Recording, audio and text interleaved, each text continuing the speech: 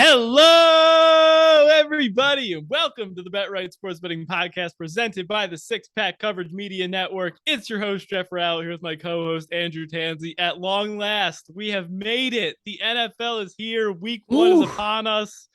Rue, you ready to dive in?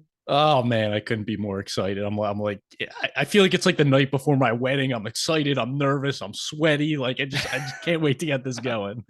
Yep, the moment we've been waiting for months on end. Right now, it is Wednesday night, September 7th. So first game kicks off tomorrow when you guys are listening to this. So basically, we're gonna run through the show. We're gonna go through each game. I guess we should do like a about the show here a little bit, just because I haven't done one of these in a while. Might have some new listeners this season, so we are the Bet Right Sports Betting Podcast. Our goal is to give you as much valuable information and bets as we can. There's no paid Discord or Telegram channel or any of that. Listen to the pod, listen to our analysis. We'll give out as many bets as we can. We also post our prop sheet on Twitter every week at BetRightPod. We'll give out most of these plays on the show, but sometimes lines pop up late or they move. So we'll post the official sheet on usually Sunday morning. Then you can also feel free to follow us on the Action Network app at BetRight_Jeff. You are at Andrew_Tanzi. I think we boast pretty much all of our bets basically in real time on that app. Not exaggerating. I think we were both up over 100 units last season. So we put a lot of time and effort into handicapping these games, and we take it very seriously. And we want to share our knowledge and help everyone become better bettors. So that's the goal here. I think a lot of people have fun watching the NFL, betting on sports. We want to try and do it profitably. So we try and get the best number, beat the closing line, stay up to date on injury information, and take advantage of props where we can. So I think we'll try and do that here. Anything to add? Yeah, and we'll talk about the bets we have in, obviously, but we'll like Jeff said, lines move, so we'll obviously comment on if we have a line that's 2 points different, we'll still obviously give especially our week one's tough. I mean, some of these have been moving for a month and a half. Like it's hard to. But. So we'll touch on it a little bit. Everything, the prop lines, like we go through our prop lines here, and then Sunday, like Jeff said, we'll firm up a official podcast prop sheet with the available lines that morning, so you have a more accurate portrayal of where we're at with the lines that are available, because not all the ones we get will be available. So like Jeff said, feel free to hit us up on Twitter or follow us on the Action Network to get the up-to-date bets we are making. Yes, sir. So as we are going through, we're going to have a debate of the week. Same thing we did last year. We ended up through 12 debates last year. We finished an even 6-6. So we definitely have a debate today. We will see if we can break the tie this year. Our favorite bets of the week, we'll give them out at the end of the show. Last year, you went 14-7. I went 13-8. 64% hit rate there. We'll do our long shot of the week. And then our prop sheet, like we said, I think last year we finished 133-79 overall, 63% hit rate, about plus 40 units on the year. So we will kind of weave that in as we're going with a bunch of prop thoughts. And then, like Bruce said, finalize it on Sunday. All right. Any overarching tips or anything you want people to keep in mind when they're jumping into week one before we get into the Thursday night football game? No, man, let's just get into it. Let's not stall anymore. Let's get into these games. All right, scribbling off all the tips I had written down, and let's go save to the Bills against the Rams. We have made it. The Super Bowl champion LA Rams will host the Buffalo Bills. They are 2-point underdogs. The Rams are over under dropping a little bit. It's down to like 51.5 now. This line's been pretty steady for most of the offseason. I think the Rams opened a small underdog, and it's kind of been bouncing between +1, +2.5. Haven't seen any threes pop up. Injury notes, Tre'Davious White's going to be out for the Bills. Obviously, their stud cornerback. It sounds like Jordan Poyer, their safety, is going to be available. And then Van Jefferson, the Rams wide receiver 3, is not going to play. Stafford is going to be fine. And it sounds like both Rams running backs, Darrell Henderson and Cam Akers, will both be active. Is this our debate of the week? I was going to say, it's very anti. Oh, God, we're piling it all up into one game. I can't get all this out. And this is going to be our debate of the week. So, Rue, where are you headed with the first game of the season here? I am on the defending Super Bowl champions, because this line is borderline disrespectful. Them being 2.5-point underdogs at home to start the season off the Super Bowl win. And straight off the bat, I'm a trends guy in some aspects. And this one, I think I just like this trend because it puts to rest this Super Bowl hangover. And now I'm only looking at week one here. I didn't dive into the course of the season of the Super Bowl hangover, but in week one. Yeah, I think that's more like a season long thing. But I've heard it made the case for this game where I hear people throwing out that oh, the Rams aren't like, regardless, 17-3 straight up over the last 20 seasons, 12-6-2 against the spread for defending Super Bowl champions in week one. And in this matchup, no Tre'Davious White for the Bills. That's just a huge key for me. And I kind of touched on this in our offseason preview. The Bills really got lucky that after Tre'Davious White went down, they didn't play too many good passing offenses. So the two top 5 passing offenses they did play, the Tampa Bay Buccaneers, they lost the game 33-27. Brady threw for 360 yards, 2 touchdowns. And then obviously that Chiefs game in the playoffs where they let up 42 points, lost in overtime. Mahomes threw for 370 yards and 3 touchdowns, and they scored the game-tying touchdown in about 15 seconds. So the Rams are an offense that averaged 7.8 yards per pass last year, which was second in the league. And now you add Allen Robinson to the mix, who's a better number 2 target than they had last year. I think they're going to have their way with these cornerbacks. And then on the other side of the ball, you have the Bills with an offensive line that has some moving pieces, a new play caller, and they're going against a top 3 defensive line with Aaron Donald, Ashad Robinson, Leonard Floyd.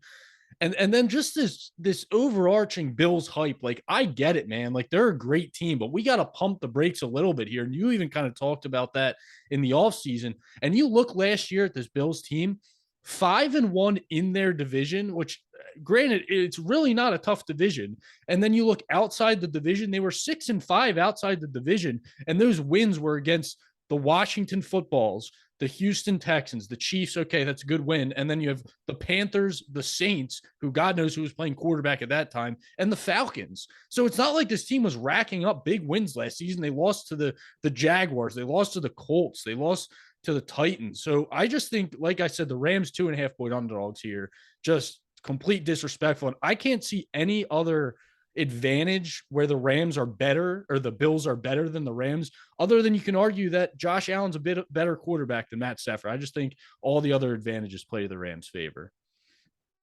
Yeah, I think you make some pretty interesting points. I just like the Bills here. I just think that they're the better team. At no point last season do I think that the Rams would have been favored over the Bills, nor do I think they should be here. I think the Bills are the most complete, best all-around team in the league, and I think that they're going to show it on Thursday night. Like the Rams obviously had a good season last year, but like at no point during the regular season, at least, was I ever like, oh my God, this team's amazing. Like even though they won the Super Bowl, like yes, it was impressive, but like it was still kind of on the ropes. I think they should have lost to the Niners. They could have lost to the Bucks. They could have lost to the Bengals in the playoffs. You know, if they had lost that game to the Niners, if the freaking safety Tart or whatever his name was just catches the ball and, you know, they go home in that round, maybe we have a much different feeling about the Rams this season. And like, you know, we said the Bills were on the cusp of winning in the playoffs against the Chiefs. So I just think the Bills are a better team here.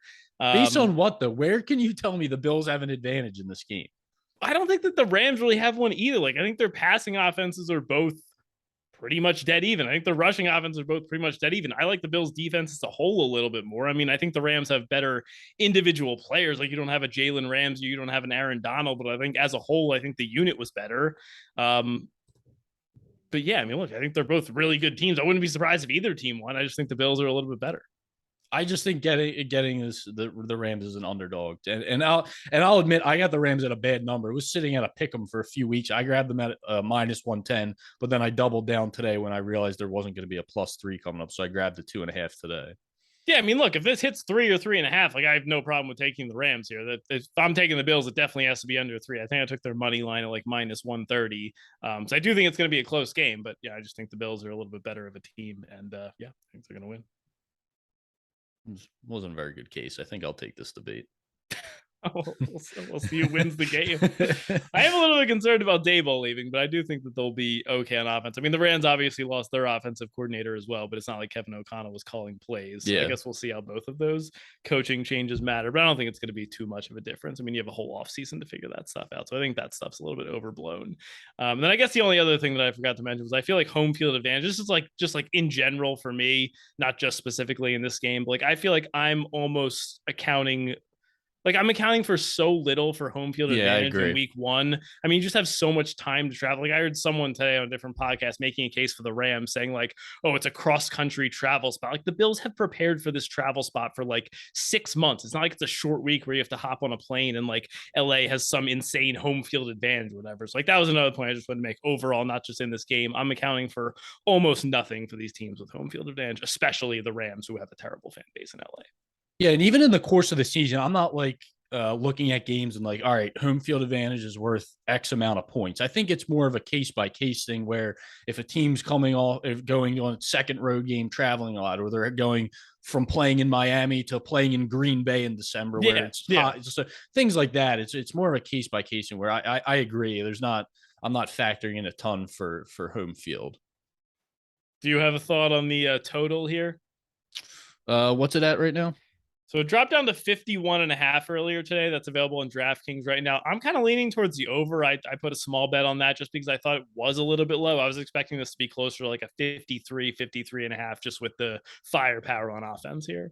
Yeah, I'd lean over. It's two pass heavy offenses, and both teams struggle to run the ball, or the Bills just don't want to run the ball, and the Rams struggle to. So I think you're going to see, like I said, I expect the Rams to be able to take advantage of the secondary of the Bills, and I expect this to be a shootout type of game. So yeah, 51.5 does seem maybe 2 points too low for this one, and they're All both right. top 10 in pace type of teams too. Yes. Yeah. Yeah. Props for you in this one. Yeah, I have a few. I think we're on a couple of the same ones, so I'll go with my first one. This one actually is pretty steamed up now that Van Jefferson got ruled out, but I grabbed Allen Robinson at over 57.5 yards. What's it at now? It's at 66.5. So Yeah, I probably wouldn't it's touch it probably a now. pass for me. So I'm not even going to really go into it. And my other one, uh, I took Cam Akers under 47.5 rush yards. This all signs in this Rams backfield point to a timeshare. He averaged less than 3 yards per carry when he came back last season off the injury. They lost a couple offensive linemen. The Rams were 24th in rush success rate last year compared to Buffalo's defense, who was fourth in rush success rate. So like I said, I just expect this to be a pass heavy game, and I don't see Cam Akers getting too much going on the ground. I don't see him racking up 15 plus carries like we were seeing towards in the playoff run when Darrell Henderson was injured. Okay. Where would you play that down to? What's the last number you would take on the under? Probably like 44.5 is where I'd cap it. So I think you can Okay. still get. I think you Yeah, can still get that. Yeah. you can. Yeah, it's available in DraftKings right now. Couple plays for me here. I like Matthew Stafford over passing yards. I think it's around like 270, over in 12 of 17 games last season, including 8 of his first 9. We just talked about the higher pace. We expect some scoring here, probably going to have some struggles running the ball. And I think the addition of Allen Robinson, a guy that we are pretty high on, as we mentioned in the offseason, I think that could lead to a lot of success through the air from Stafford. And then it wouldn't be a, Jeff on the Bet Right Sports Betting Podcast without a quarterback who's not mobile under rush yards. So I'll take Matthew Stafford under 1.5 rush yards, under in 12 of 17 games in 2021. Easy bet on the under at only minus 105. Good. We both did not say. There's one other one I didn't play. I just want to kind of mention. I didn't get the line I wanted, but it's Isaiah McKenzie receptions. I feel like there's been a lot of hype around Gabe Davis this offseason. But Cole Beasley departing leaves 112 vacated targets in the offense. And I think Isaiah McKenzie kind of slides into that role, and he has a chance for a heavy dose of targets. And a really small sample size, but over the last 2 seasons, in 2 games that Beasley missed, McKenzie did slide into that role, and he saw 21 targets in those 2 games, 17 receptions. So I think it's also a guy that they're going to look to get involved in the screen game. Now, he was missing a couple practices. I don't exactly know what the injury was. And I was hoping for kind of a really buy low at 2.5 receptions, but everywhere I found was at 3.5. So I think it is a pass for me. But he's a guy I'm going to keep on my radar moving forward. I think the other concern was they obviously brought in Jamison Crowder in the offseason as well, and just kind of like how that split is going to play out. Like I think McKenzie's the more talented, more explosive athlete at this point in Jamison Crowder's career, but it wouldn't be a shock, especially like you said, if McKenzie's missing practices and stuff, if we did see a decent amount of Jamison Crowder. So I'd rather let that play out a little bit and see how the snaps are distributed before I took a stand on McKenzie at 3.5. Yep. And then one last note for me, long shot SGP is not going to be my long shot of the week, but just an option if you're looking at it. I think Gabe Davis could be a bet for a nice ceiling performance. He's not a guy that I would ever really touch at like an over under in the regular market. Like I think he's like 57.5 for yards. He's more of a boomer bust guy in my eyes. I think you could do something like 100 receiving yards and a touchdown was like plus 750 on FanDuel from what I was looking at earlier in the week. So I think he could be a guy maybe you play some extreme outcomes with, especially if Jalen Ramsey's going to be seeing a lot of Steph Diggs. Maybe you can take advantage of the softer spots in the secondary. All right, ready to move on? Let's go on to Sunday. All right, on Sunday. I'm gonna skip ahead here at the request of my co-host because he just could not wait to break down this game. An AFC North division battle in week 1. You know him, you love him. Mike Tomlin as an underdog, and the Pittsburgh Steelers catching 6.5 points against the Cincinnati Bengals. Over under is 44.5. Mitch Trubisky was named the starter in Pittsburgh here. Rue, Mike Tomlin is an underdog. What do we do? Tell us. Look, man, we joke about it, but this is it's real. It's not just spot. A bit.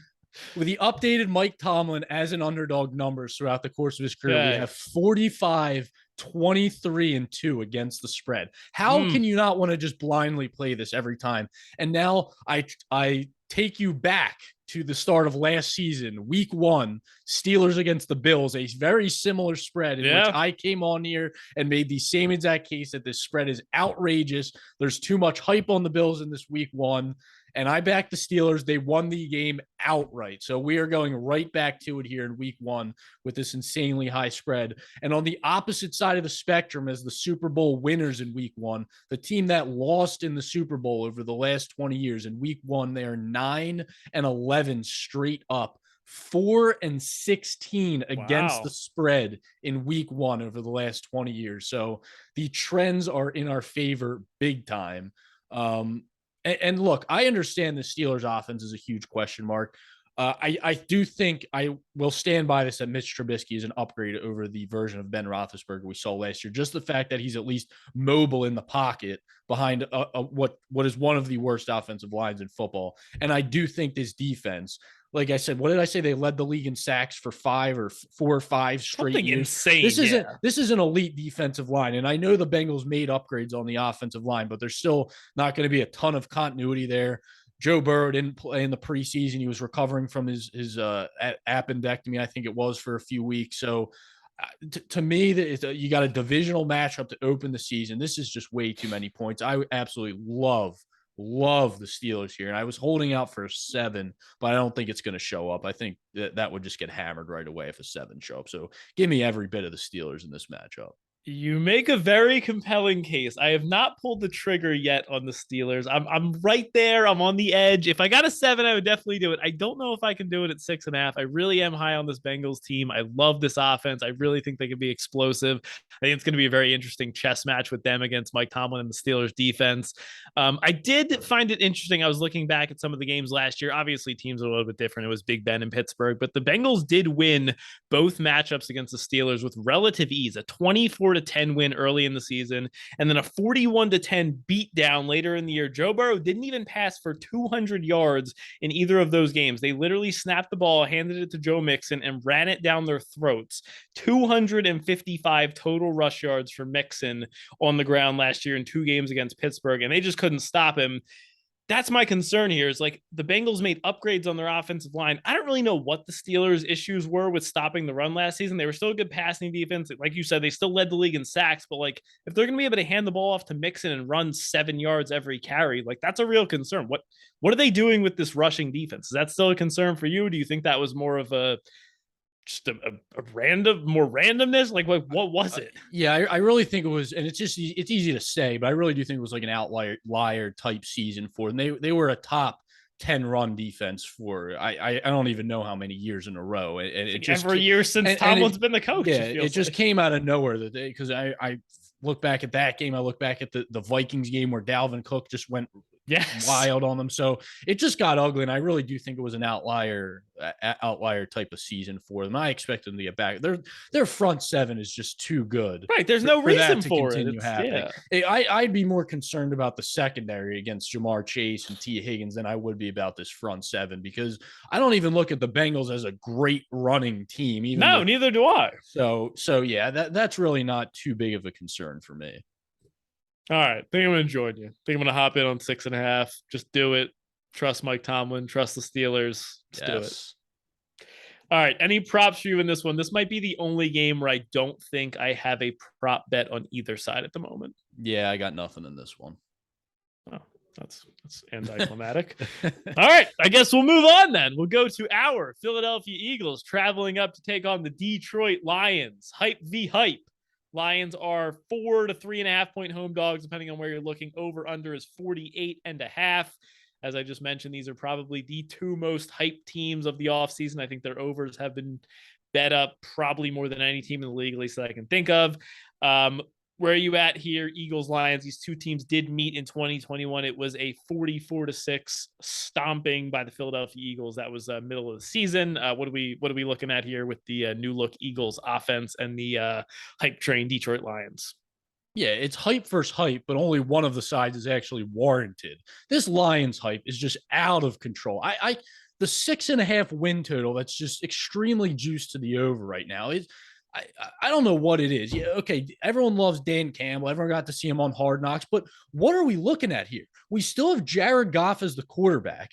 We still have a defense that was second worst in DVOA against the rush, 27th against the pass, allowed 5.9 yards per play, and they didn't really make any upgrades outside of drafting Aiden Hutchinson. And yeah, I think Aiden Hutchinson's a massive one, but yeah. He is. He's not going to fix their secondary. I just watched an episode of Hard Knocks where they're telling me their defense let Jared Goff go 16 for 18 against them. It's just, and you look at last year, the Eagles won 44-6 with Hurts only needing to throw 14 passes. And you look at both sides, the Eagles got a ton better since that matchup than the Lions did. So I'm looking at this line. And I just don't get it. The best quality about this Lions team is they have a great offensive line, but the Eagles have a good enough D line to kind of neutralize that. I think the Eagles absolutely light up the scoreboard again this one. I think their team total over 26.5 is one of my favorite bets of the week. Yeah, I'm totally with you. This is one where, for the majority of the offseason, I think the number was a little bit higher. I believe it was like 4.5 for a lot of the offseason, but this was a game that, I didn't really have a ton of interest in, but, the numbers come down a little bit. The more I look into it, the more I just really, really like the Philadelphia Eagles. I don't think it's a homer pick. I try to be honest with these picks and not let my fandom get in the way. I just think the Eagles have advantages all over the field. Even if the Lions do have a decent offensive line, Eagles offensive line is better. The Eagles quarterback is better. The Eagles defense is better. The skill position players are better. Like there's just advantages all over the field. And I think if you look at the team profiles, the one thing that we know about this Philadelphia Eagles team from last season was they took care of business against inferior opponents. I think they went like 8-1 against the spread as a favorite or whatever last season. They use their run game to really ice the game once they get a lead. So I see no reason why the Eagles can't cover the spread here. I think this is in contention for my favorite bet of the week. Yeah, I just want to put all these Lions lovers in their grave in week 1. Yeah, put them in the grave in week 1, then buy them in week 2. Then we'll be on them in week 2. Exactly. That's the plan. All right, props for you in this one. I have a couple. One I wanted to ask you about, then one that I do like. Do you have any plays in the account right now? Nothing, because I'm waiting on a line for one of them. So you can go ahead. All right, let's talk about Miles Sanders rush yards. I wanted to get your thoughts here. This is not something that I've bet. It's open on DraftKings right now, 51.5. It seems a little bit low to me. I know there was some buzz about like a hamstring injury or something going on during camp, but he did practice fully today, I believe. Averaged 63 rush yards per game last year, maybe in a bit of a committee with Gainwell and Boston Scott, but I think we expect Sanders to, at least dominate the majority of the touches in the backfield. We expect them to be able to get a lead and run the ball. Do you like Sanders at 51.5? It seems a little low to me. It definitely feels low when you look at the matchup and it's the starting running back for the team, but just with the limited practice time he's had and the questions of how much of a committee is this going to be? Is it going to be just him splitting with one other guy, or is it going to be Gainwell and Boston Scott? And then you also got to factor in Hurts' rushing yards. So they rushed for over 200 yards in this matchup last year, so that's a lot to go around. But even against this terrible defense, I think replicating 200 yards is still a lot to ask for on the ground. Yeah, but shouldn't we expect a similar workload the last season? I mean, same coach, same backfield, basically, minus Jordan Howard. It's not like there's like a ton of new pieces. What is the injury, though? Like, how much is this going to get pushed? The guy that's the thing I don't know. Yeah, he just came today. Was his first full practice in a few weeks, I think. So yeah. That worries me a little bit, especially a hamstring. That's a scary injury. So I agree, the line definitely feels low, but that type of injury is enough to scare me off in week 1. Okay, all right, fair enough. And then the other one I like, should be a surprise to no one if you listen to the podcast. Amon-Ra St. Brown, can't get enough of this guy. 57.5 receiving yards. I am taking the over. Went 5 for 46 against the Eagles last year, but that was earlier in the season before we kind of rounded out into form. And it was also a game where the starters were out for some of these teams by the end of the third quarter. So wasn't exactly a full workload. He finished the season last year with 6 straight 70+ receiving yard games, ended with 4 straight of 90+ yards. They added DJ Chark in the offseason, but Amon-Ra is clearly still the alpha wide receiver on this team and should get a ton of targets from Jared Goff. So I think this number in the high 50s is an easy over for Amon-Ra. Yeah, I like it. I'm waiting on DeAndre Swift receptions. I feel like this dude was just a vacuum in garbage time last year. I have his game log pulled up right here. We have 8 receptions, 7 receptions, 6 receptions, 7 receptions. What are you looking for? Like a 3.5? I would take 3.5 or 4.5. I'd take either one. Okay. Given the choice, I'd take 3.5. Yeah, I do agree with that. I'll take the lower line. Okay, we can agree there.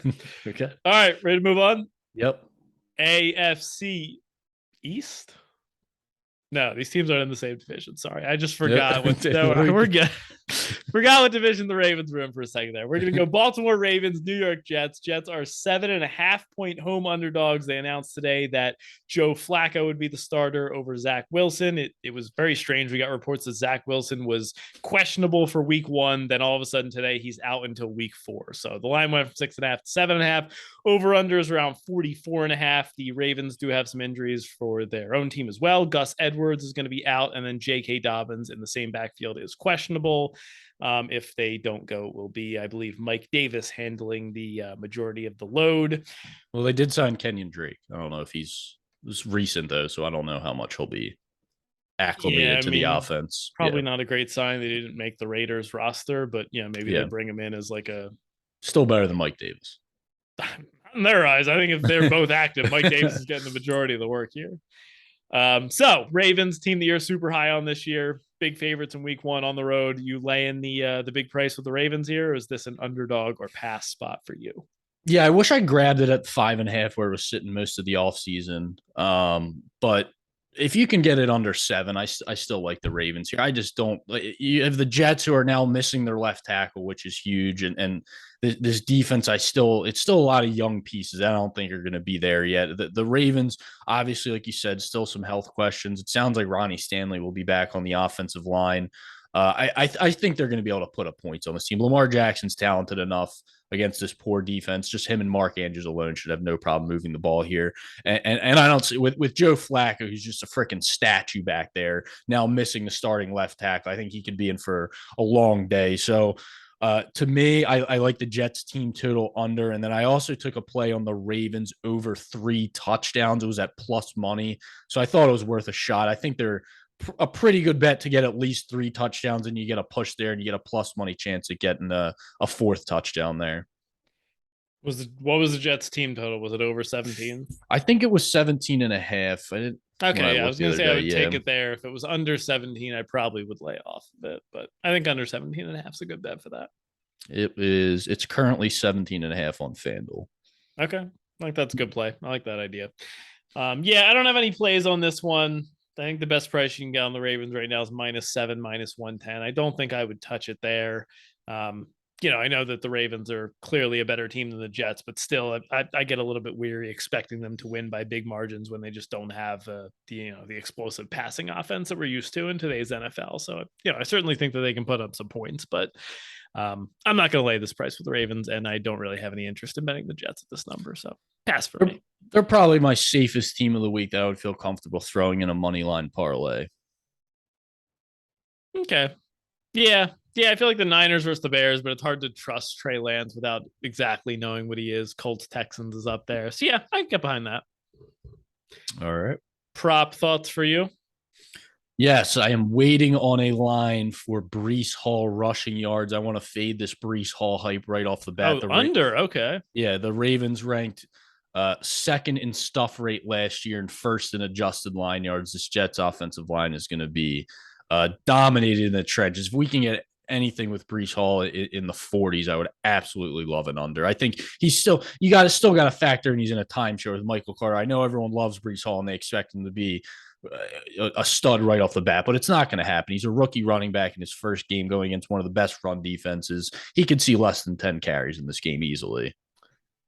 Would you have any interest right now? We have a line from Michael Carter at 32.5 on DraftKings. Would that have any interest to you? Ooh, that doesn't make me feel great about where Brees Hall's line. Yeah, I'm curious to know. Like, obviously, Brees Hall has a ton of the hype. Like, Carter's still like listed as the starter on the depth charts. Like, I wonder if Brees Hall is going to be higher, lower, the same. It's hard to get a feel for this. Yeah, I'm kind of surprised they gave us his line before Brees Hall's. Yeah, I thought that was strange too. Yeah, but right. yeah, so I mean, for 40. I now that I see that 32, I don't think I'm getting a 40, so I might have to settle for something in the high 30s. I mean, look, think about it. Like, how many? What are the Jets going to be able to? Like, they're not going to be able to run the ball here. Yeah, I don't think so. So if they're lining Michael Carter at 32.5, they're probably projecting. I would guess his rush attempts are probably like 7.5, 8.5. Yeah, they're not posted, but yeah, I would think like 8.5 or 9.5. So if you're giving each of these guys, say, 8 carries, I don't think either one of them hits 40 yards against this defense. Yeah, I would agree. Prop thoughts for me. I like Elijah Moore over 47.5 receiving yards. He went 8 for 141 and 1 in Flacco's one start last season versus a very good Dolphins secondary.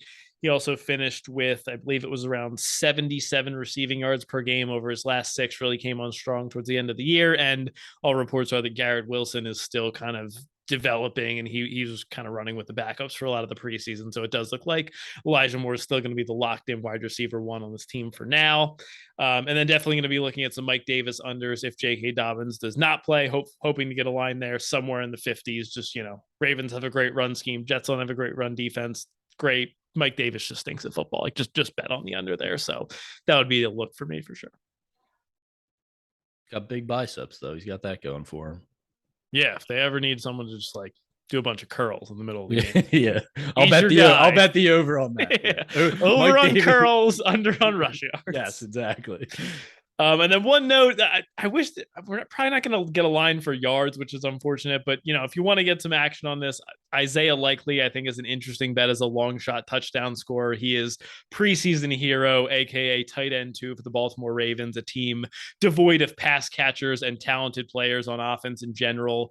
Likely went 4 for 44 against the Titans in the first preseason game, then 8 for 100 and a touchdown against the Cardinals. Played so well, he actually sat out the final preseason game against the Footballs. He's currently plus 430 on FanDuel to score. You can probably even shop that around on a couple other books once they post it. So, I don't know exactly what his usage is going to be in this offense, but, when I look at Devin Duvernay and James Prochet as, the current wide receiver 2 and 3 on this team, like I'd be giving Isaiah Likely some looks, even with Mark Andrews in there. So, yeah. And the Ravens go with a lot of 2 and 3 tight end sets near the goal line too. So he could easily sneak out for a touchdown. My thoughts exactly. All right. Anything left to say on this one? Nope. All right, let's take it over to Chicago, where the Bears are a 7-point home underdog against the San Francisco 49ers. Over under is 40.5. Some injury notes. Elijah Mitchell is probable for this one. And then George Kittle popped up on the injury report today, apparently missed practice on Wednesday. He was considered day-to-day. I don't remember what the injury was described as, but it sounds like his status for this game could be in question, which is obviously an issue for the Niners.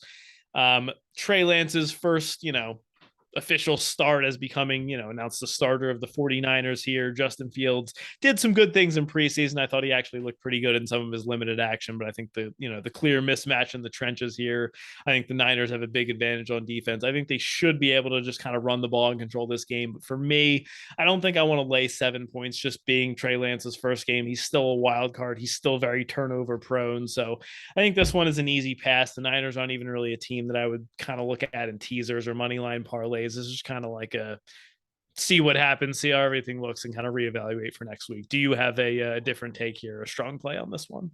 Nah, this one's a pass for me too. I think I'm okay with them if you want to throw them, use them as a money line piece. I think they win. There's just mismatches all over the field in favor of the 49ers, but Trey Lance going to Chicago for his first official start as the starter of the team, like you said, it's just not a spot I want to be backing such an inexperienced quarterback in, regardless of how bad the Bears are laying that 6.5, 7 points. It's easy pass for me. Okay. Easy enough. All right. Any prop thoughts for you on this one? Yeah. So I know we both bet David Montgomery under rush yards at the open. What are we looking at now? We got it at 60.5. What's the range at now? Yeah, the best I can get you right now is a 53.5.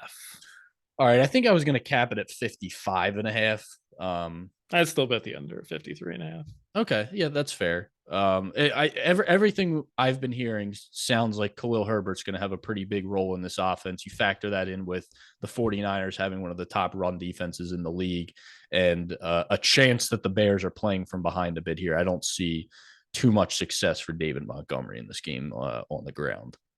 Yeah, totally agree. I wrote down the exact same notes. Niners were number 2 in the league in run defense last season in DVOA. Negative game script expected. Even if Khalil Herbert is somewhat involved, maybe you limit David Montgomery's upside to like 13, 14 touches here out of the backfield. So yeah, I think anything in the 50s, I'm good with David Montgomery under rush yards. Okay. Any other plays for you on this one? Nope.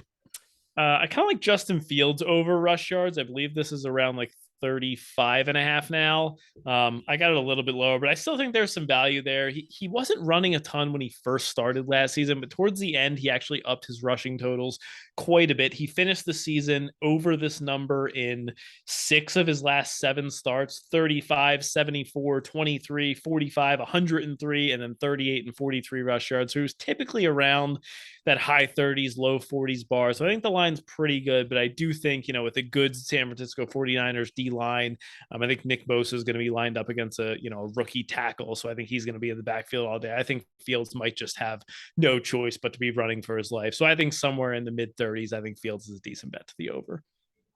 Yeah, I like it because I also think that they're going to scheme him to use his legs a little bit more. It felt like last year Nagy was just running the same offense, whether it was Dalton, Foles, or Fields last year. So we don't have any quarterback run plays. Yeah. Andy Dalton was the quarterback. I can't redo the exactly. playbook. So I expect some more design runs, get Fields out of the pocket, which they're going to have to do behind that offensive line. They're going to have to roll him out and get him in space and give him the option to use his legs because that might be the only chance they have at winning some of these games. Yeah. I think it's actually down to 34.5 on DraftKings right now. So I think I might even add a little bit more there. I think that's a good spot. Okay. Trey Lance rush yards, 38.5. Does that interest you at all? Nah, that's probably the higher end of where I would want it.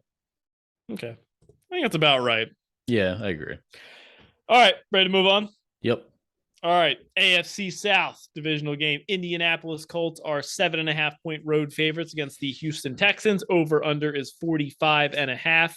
Colts linebacker Darius Shaq O'Neal Leonard is questionable. We're not sure what his name is, but he is questionable. The Colts outscored the Texans 66-3 in the 2 games that they met last season.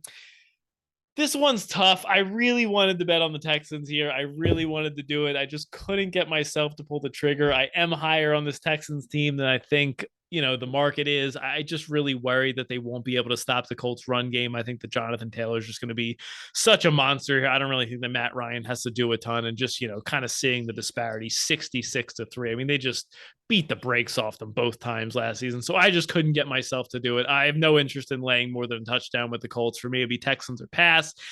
And I just couldn't quite get there. You got any plays here?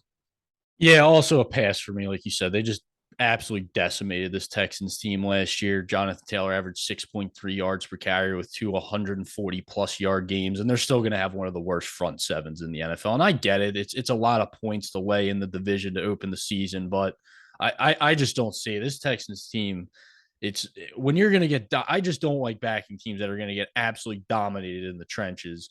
And although that's the problem. Although I think the Colts are a little bit vulnerable in the passing game, which I think there's a chance the Texans could take advantage of, even though they didn't last year. Like I was leaning the over a little bit at 45.5. But that's what I was about to ask you. Could the over be in play here? But then I just kind of came back to just take the Colts team total over. It's a safer bet because they're going to put up points. So I just can't get on board with anything with the Texans here. So right now, this game's just a complete pass for me.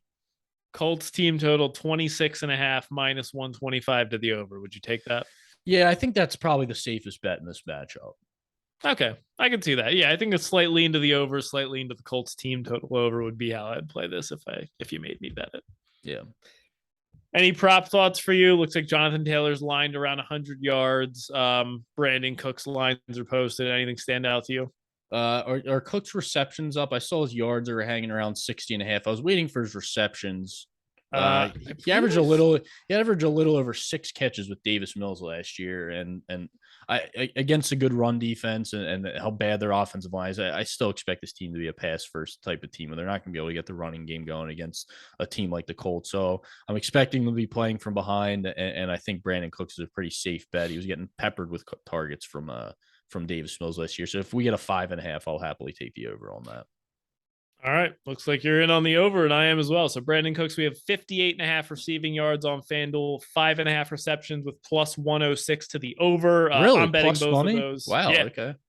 Yep, just posted on FanDuel a little bit ago. So I'm in on both of those. Okay. 9 for 89 against the Colts last year in the one Davis Mills start. He went 6 for 38 in the other one, but that was a game that Tyrod Taylor started. So, we do have at least some history. Even in a game where they got destroyed by 30 points, he still put up 89 receiving yards and is the clear-cut number one and really only option in this passing offense. So, yeah, I like Cooks here a lot. All right, sweet. All right, ready to move on? Yep. All right. Next up is the revenge game of all revenge games. The Cleveland Browns against the Carolina Panthers. Panthers are 1.5 point home favorites. Over under is 41.5. The obvious story here, Baker Mayfield, former Browns quarterback, now starting for the Panthers. It will be Jacoby Brissett taking the reins for the Browns as Deshaun Watson is suspended. No real injuries to note here, but a ton of moving parts and interesting stuff all offseason with these two teams. So where are you at here? I know this is another game that we are on opposing sides of. So what do you have and make your case for it? Yeah, so I bet Browns money line at plus 120. I was holding off to dip into the spread to see if a 3 popped up, but everywhere I saw kind of dip back down to 1.5. So down. I'm probably just going to do another money line play on the Browns if I can get a plus 115. So I just don't buy this Baker comes to the Panthers and makes them that much better of a team. I know he's an upgrade from Sam Darnold and what they had last year, but you get a massive downgrade in offensive line for Baker Mayfield, who was sacked 43 times last season, which was 4th most in the league. And he was behind one of the best offensive lines in the league that was ranked 4th in pass block win rate. So it's Baker. He also had no one to throw it to.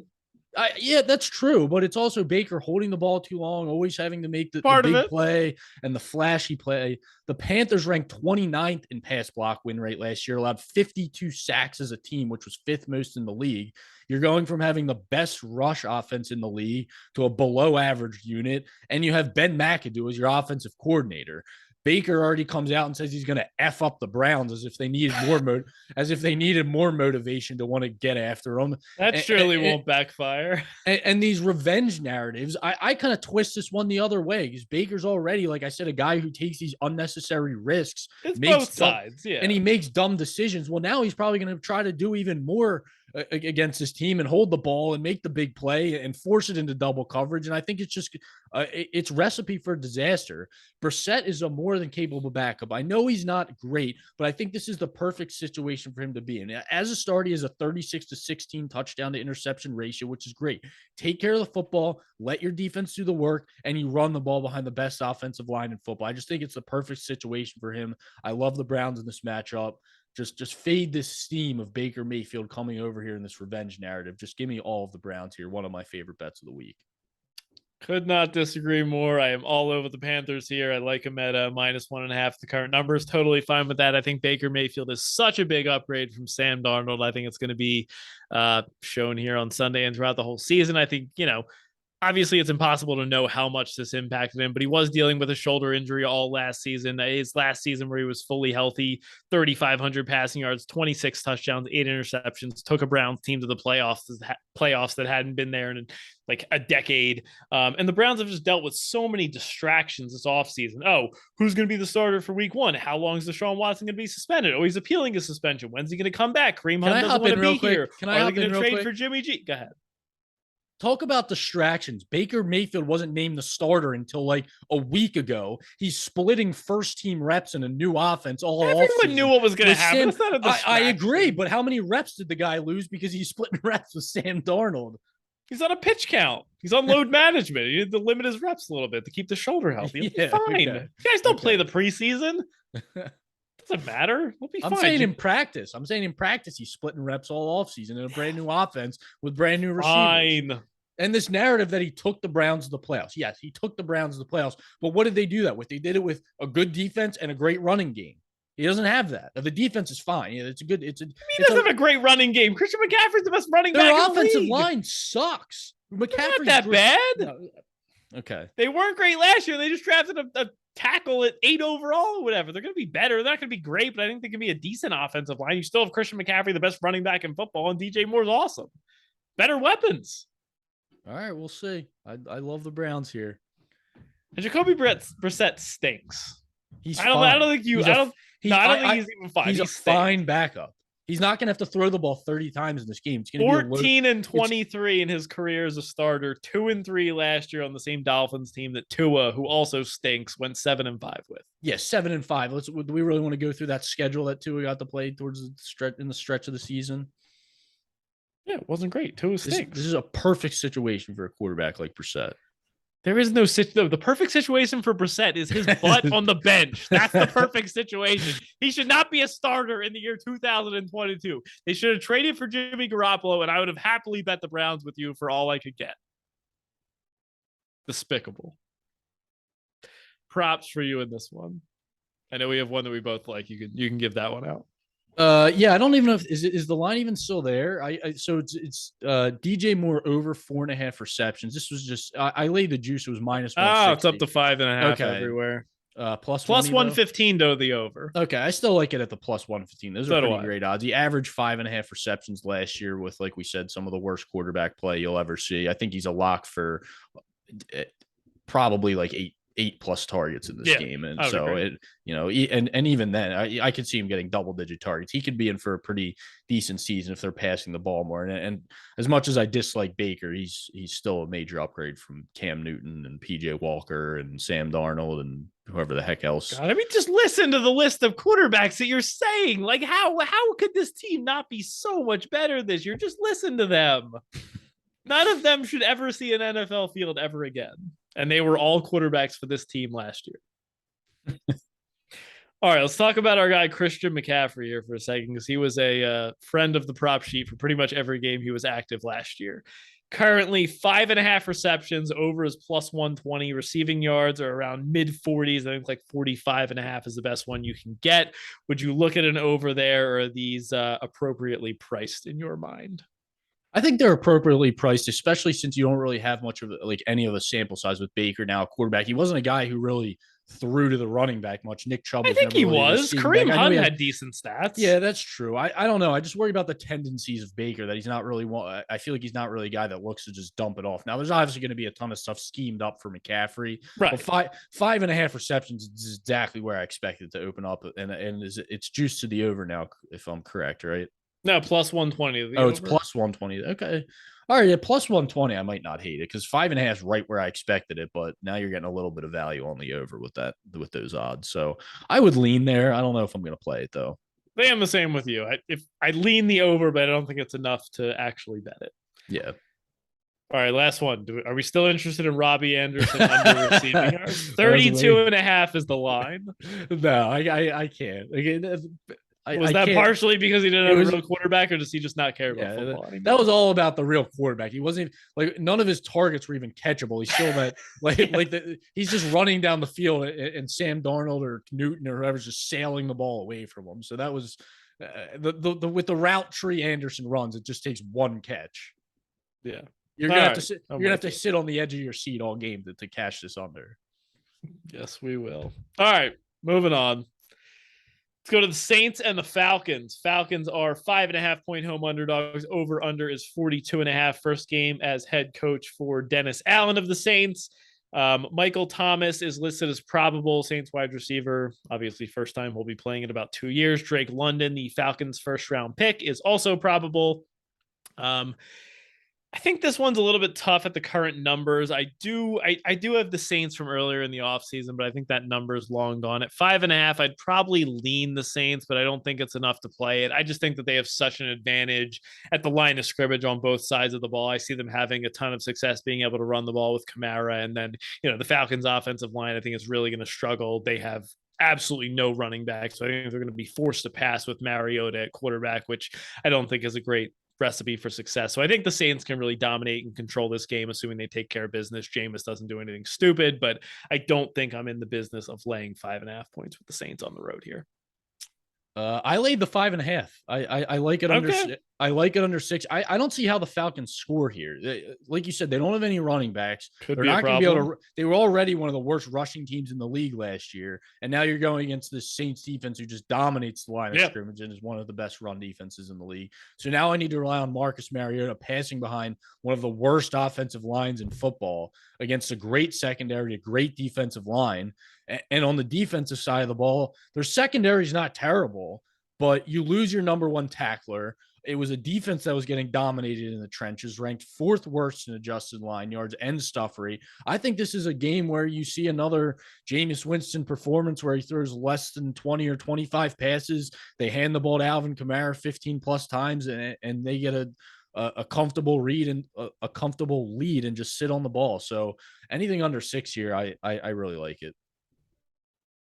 Yeah, I think I agree. I think, the way that the Falcons stay in this game is Mariota's going to have to make some plays with his legs. They're going to need to get Kyle Pitts matched up against a linebacker or a safety. They're going to need Drake London to show his athleticism and make some plays. So I do think, there's some weapons on this offense now. They're not the same team last year that really had nobody around Pitts. Cordero Patterson, they can scheme up some stuff for him. So I do think they have some ways to put some points on the board, but I think it's just going to be tough to get around this Saints defense. Like you said, even if they can move the ball a little bit, I think getting in the end zone is going to be really tough with a guy like Mariota and just no running game. So I think you could see a lot of drives stall out where they end up kicking a field goal, something like that. So yeah, I think I'm with you.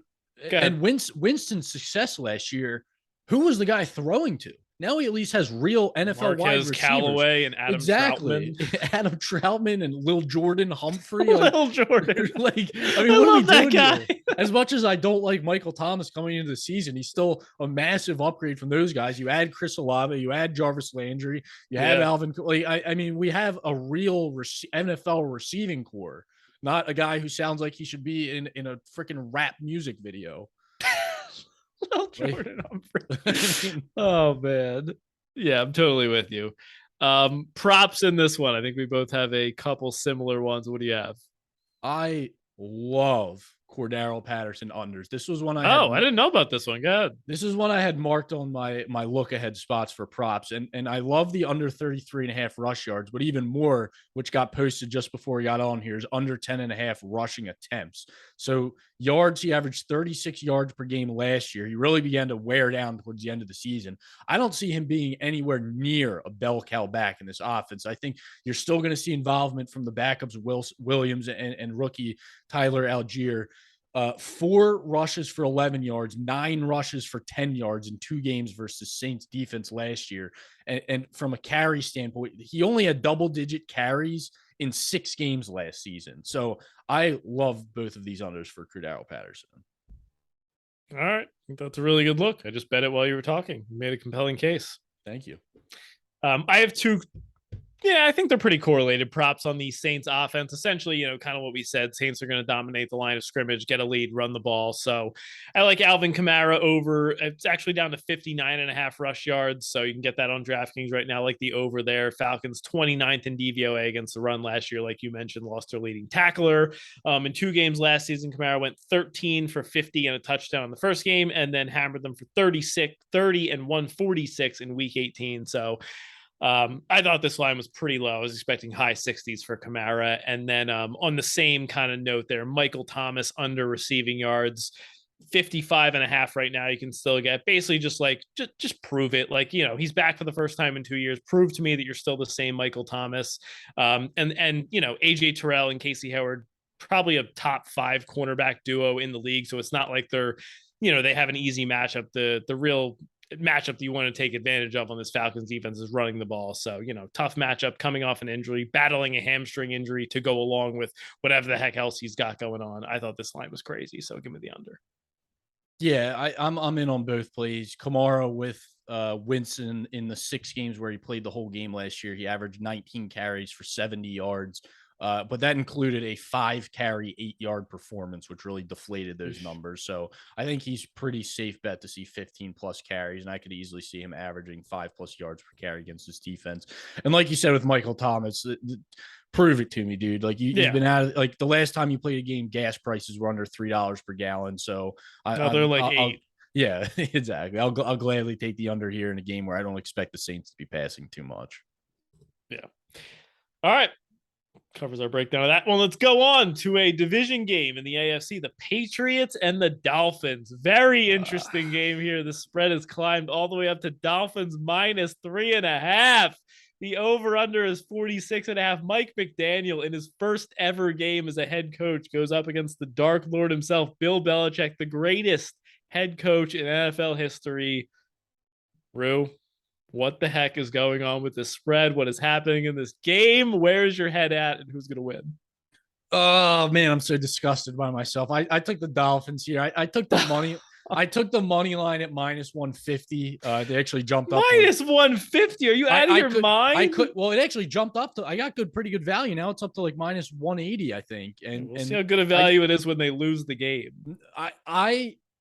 I understand the coaching discrepancy, but it's like that is. Do you? It couldn't possibly be wider. That is the only thing working. There is just such a talent. The quarterback position isn't working in their favor. Okay, the playoff team against Tua. Okay, there's nothing working in their favor.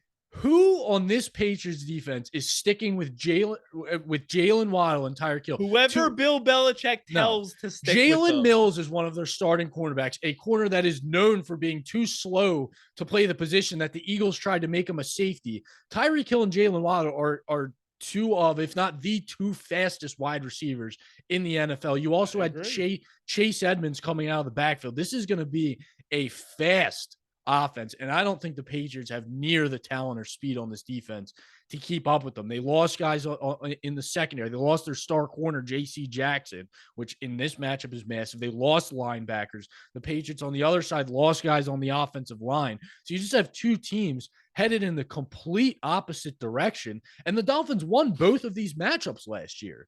So I can't find one edge for the Patriots here. Yeah, you can say Mac Jones is better than Tua. If he is, it's not by a ton. I mean, we've only I agree. I'm the first one to crap on Tua. I don't like him, but and yeah, I'm not going to disagree that Mac Jones could potentially be better, but it's not like we're talking about like Tom Brady to Justin Fields here. They're still close in proximity to how good they are in this league. And I don't see it. I just don't see it outside of Bill Belichick. So I'm just taking the overall much more talented roster here of the Dolphins to win this game.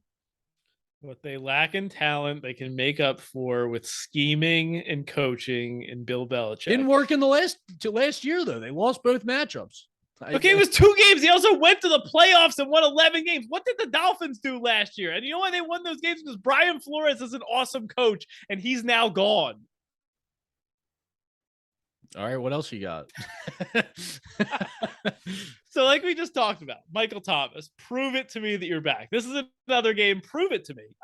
I have 20 years of data that show Bill Belichick is an incredible coach and will find a way to coach up this defense. How many of those are with Tom Brady, though? Okay, but we just saw it last year. Mac Jones was a rookie that no one expected that much. I get it. It was an impressive year. Okay, and what if the Dolphins showed anyone? They now lose their best asset, which was their head coach. Tua's done nothing. Prove it to me. You want to be real, Tua? Prove it. Until it happens, I'm betting against it. 3.5 points is insane here. Forget about what the beat reporters told you in the offseason. Forget about what Tua did with some guy in shorts. Show it to me on the field. Until then, I don't want to hear anything about it. Patriots plus 3.5, I think is insane. All right, so we're talking current lines here, so I would not lay the 3.5 points with the Dolphins. I want to be clear about that. I think minus 150, minus 155 is my buy point on the money line with the Dolphins, but I'm not laying 3.5 points. Absolutely not. I This is a agree. toss-up I game. agree there. I agree with you there, but I It's a do like. toss-up game. The money line should be minus 110 either way. Nah, I like the Dolphins to win. I think they have an edge. Absolutely not. Okay. Props for you in this one. I just have one. I have Mac Jones under 7.5 rush yards. I'm pulling a bag out of your a trick out of your bag here, taking a quarterback under. I got it at minus 110. I think the line is right, but I think it should be juiced to minus 150. I'm not sure where it's at right now.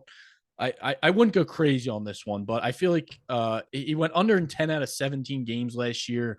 2 games versus the Dolphins. He had 3 carries for 4 total yards. And there was a couple like outlier games in the season that kind of inflated his stats where he rushed for like high 20s, low 30s yards that kind of got into that 7.5 rush yard average for the season. But that's like that median rush yards, but he went under in more games than he went over. So I'm just taking the under 7.5 at minus 110 because I feel like it should be reflect more of like a 60% chance on the under as opposed to like the 50-50 on the under over here. Okay, I think that's fair. I felt like Mac Jones was running it a little bit more towards the end of last season than it was in the beginning, so I laid off this one. But I get the play, and I think I agree with you. It's skewed a little bit more towards the under than I think it should be skewed a little bit more than it is right now.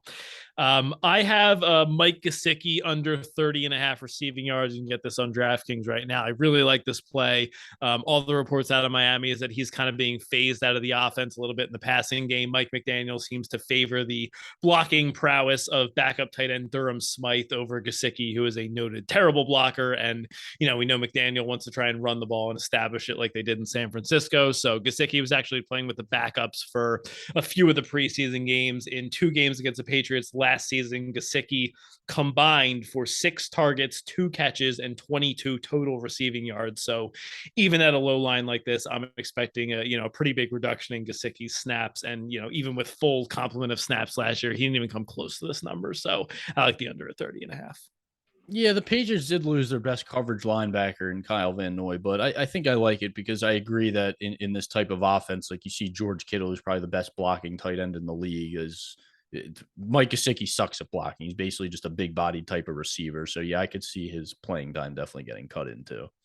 Yeah, an absolute best case. He's the third choice in the passing game. I mean, worst case, he could be like 5th or 6th. Like, you obviously have Waddle and Tyreek, but then, you could have Chase Edmonds out of the backfield. You might have Cedric Wilson. So, I think there's some competition in an offense that's going to be pretty heavily concentrated on those top 2 targets. Do we have Chase Edmonds receptions up yet? That's actually one I was kind of waiting for.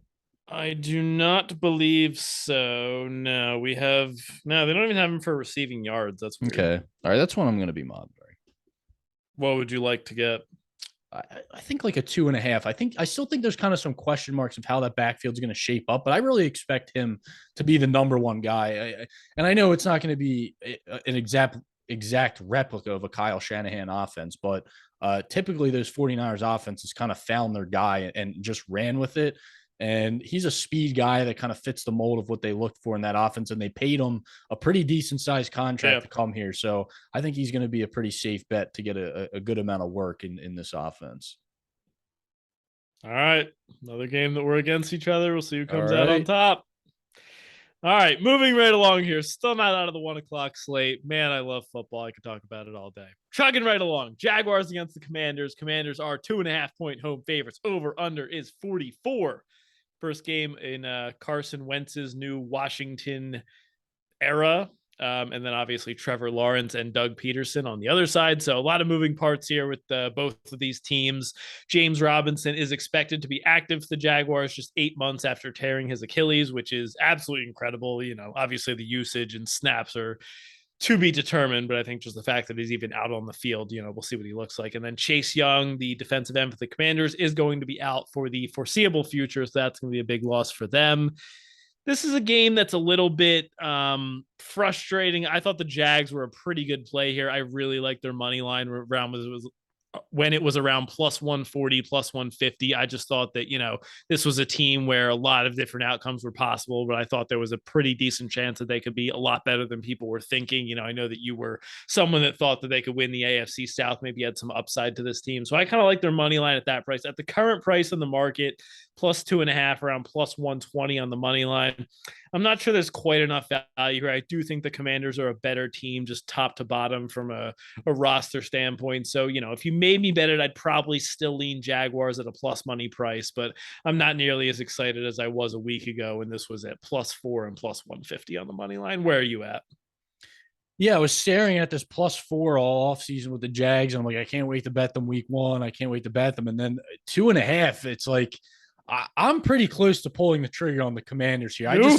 There's just like at some point, I'm just like, I gotta fade all this Jaguars hype. You're giving me the Commanders under a field goal here against the Jags team. And I know the Commanders have question marks here. And look, I played the Jags to win the division, but I was very clear that I was playing an extreme outcome. And there's certainly a chance that there's still a 4-win team this year. So there's just so many what ifs baked into this.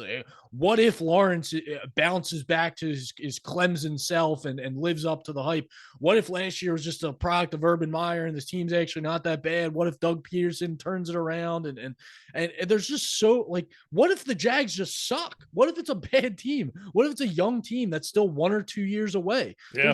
There really weren't a ton of upgrades on this roster. They drafted Trayvon Walker, and he wasn't a guy that was drafted for his production from Georgia. He was more just like an athletic type of freak. Like he's not going to make. I don't see him being a huge difference maker on this defense.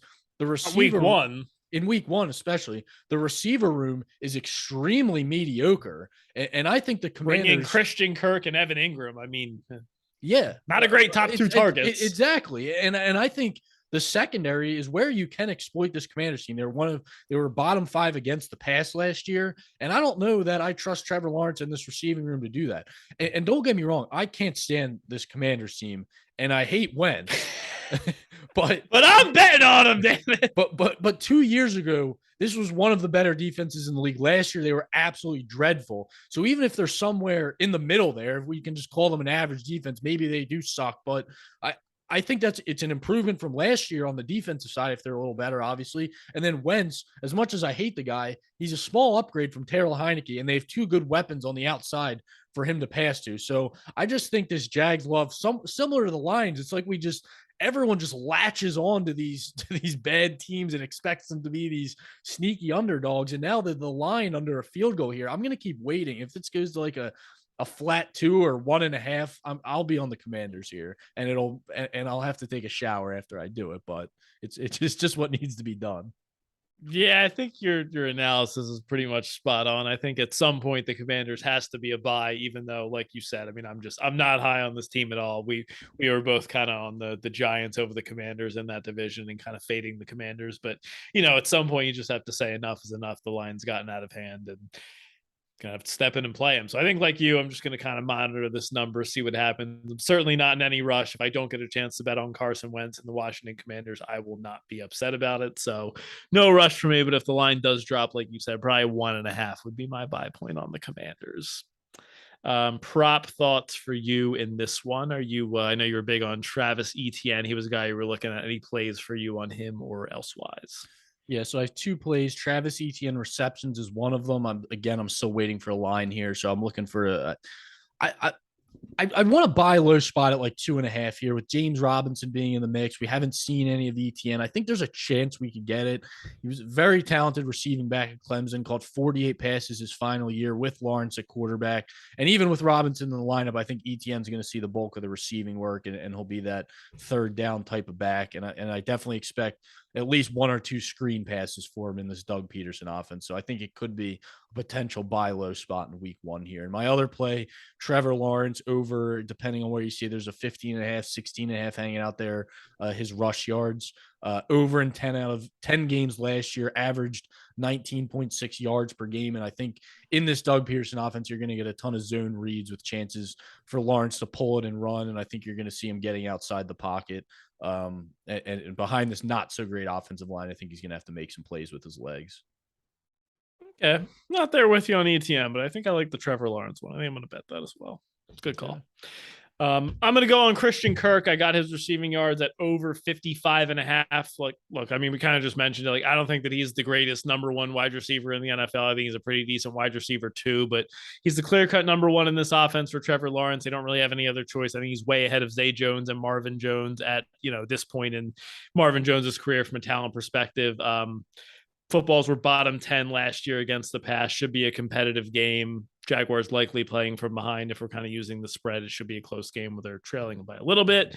And I think the Jaguars run game likely struggles here out of the gate. You have James Robinson. We're not really sure what his status is. Coming off a torn Achilles. Footballs have a decent front seven. And then, Travis Etienne, more known for his prowess in the passing game than necessarily being a guy that you're going to give 20 carries to and pound the rock with. So I think Kirk at, mid 50s a little bit too low. I don't know. I don't really see any one of those guys separating themselves as a clear-cut number one. I think he's a lot better than Marvin Jones and Zay Jones. He's not great, okay, but he's better. He's more better talented. He's more talented, but I don't see him. I don't see him as a guy getting like peppered with targets and stuff. I still see him as a guy that might need a big play to go over the line. That's why it's mid 50s. Normally, a number one wide receivers, he's in like the low 70s. You're getting a pretty decent discount because of that. It's not like I'm betting on him to, have a Justin Jefferson line or something. All right, I don't love it. All right, fine. Ready to move on? Yep. All right. A game that I believe you have a bet on from quite a bit ago and may still have a bet on now. The New York Giants against the Tennessee Titans. The Titans are down to 5.5 point home favorites. Over under is 43.5.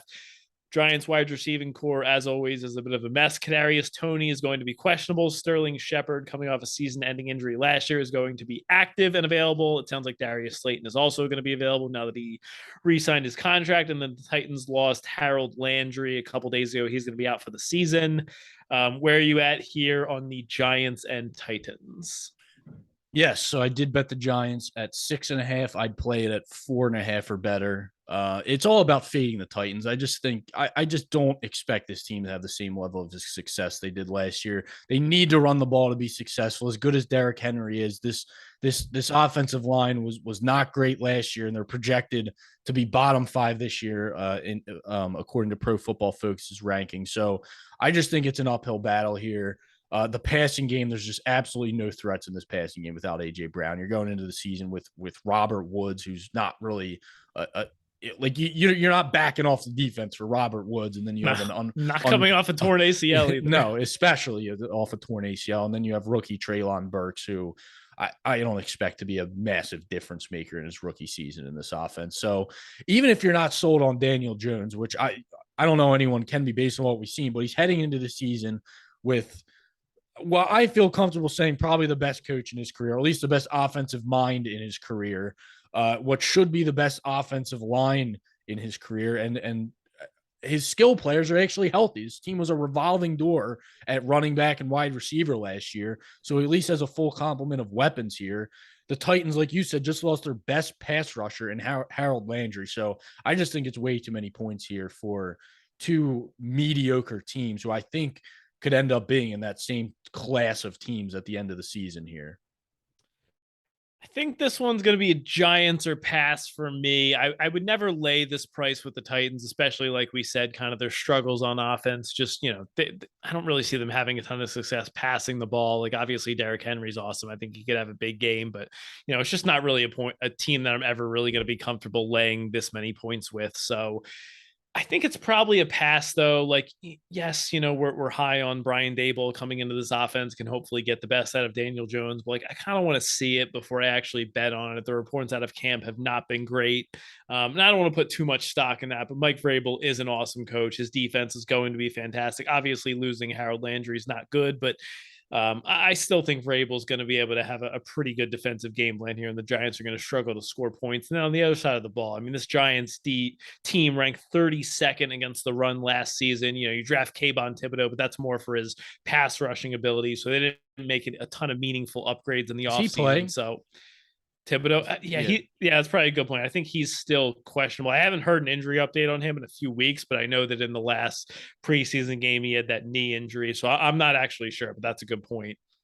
But yeah, like I was saying, like 32nd ranked run defense going up against Derrick Henry, like that just sounds like trouble. So I do think there's a scenario where the Titans just kind of boa constrictor this game, run Derrick Henry 37 times, and come out with a 17-10 win type of game. So yeah, but that's the type of game I think it'll be. I think it's going to be an ugly, low scoring game. So I'm always going to take over a field goal in those type of games here. And you're given 5.5 points right now. I think it's a line I just have to take. That's fair. Should we just bet the under 43.5? Yeah. I mean, I have a hard time imagining the Titans scoring 24 points, and I don't see the Giants scoring 24 either. Yeah, I could get on board with that. Titans team total under 24.5? Question mark? Yeah, I kind of like that. Yeah, that's pretty good. But I feel like you're taking Titans under 24.5. Like I feel comfortable that the Giants cover that.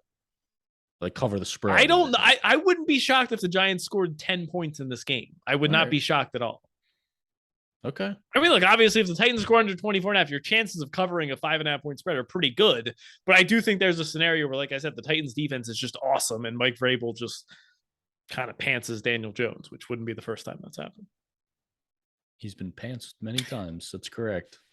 Pantsed himself on a run down the field when there's no one near him. Yes. Could certainly happen. So, all right. Any props for you in this one? I think I have nothing in this game. All right. Do I want to bet Derrick Henry rush yards? Just feels weird. God, I just want like every 102.5. Like the logical thing, now. The logical thing to do is like ease this guy back in and not give him 40 carries, but that's not. We know that's not going to happen. Yeah, we know that's not going to happen. He'll get a season's worth of carries in week 1. Yeah, I think it's a pass for me. If I had to go anywhere, it'd probably be Henry over rush yards, but I don't think I'm going to get there. All right, moving right along here in the 4:00 slate. Kansas City Chiefs against the Arizona Cardinals. Cardinals are 6-point home underdogs. Over under is 53.5. This line was Chiefs minus 2.5 on the openers, bumped up to 3.5 for the majority of the offseason. Then all of a sudden in the last week, it got all the way up to 6. There's been no real news. I mean, Nuke Hopkins, we know he's suspended. Zach Ertz is questionable for the game, but rookie second round pick tight end Trey McBride will fill in if Ertz misses. I don't think there's really a ton of injury news here that really caused this line to move. It's just a ton of interest in the Chiefs. I think at the current numbers here, I would probably be a pass. I think this is another one kind of similar to the Jaguars Commanders. Like we're getting to a point where I feel like I'm going to have to look at the Cardinals. I don't think I'm quite there yet, but if it does get a little bit higher, 6.5 or 7, it'd probably have to be the Cardinals. I think the Chiefs are a much better team, but laying this kind of price on the road is just hard for me to stomach. What would you do here on this one? You have any plays? Yeah, so I'm sitting pretty with the Chiefs -3 from a couple months ago, so I feel pretty good about that. But yeah, at the current number, I think I would pass. Just that we know the Chiefs historically over the last couple of seasons have not been good at covering these big spreads. They've had a way of making all these games pretty close, even when they're the clear superior team. But I wouldn't hate is the Chiefs team total still like a 29.5? Like I just think this Cardinals defense is just has disaster potential written all over. They benefited a lot from turnovers last year, 14 recovered fumbles, which was the most in the league, 6.7 yards per pass allowed. They middle of the pack in terms of rushing the passer. Now they lost Chandler Jones and JJ Watt, who's already kind of on his last leg, got COVID today. Other side of the ball, no DeAndre Hopkins. Chase Edmonds is gone.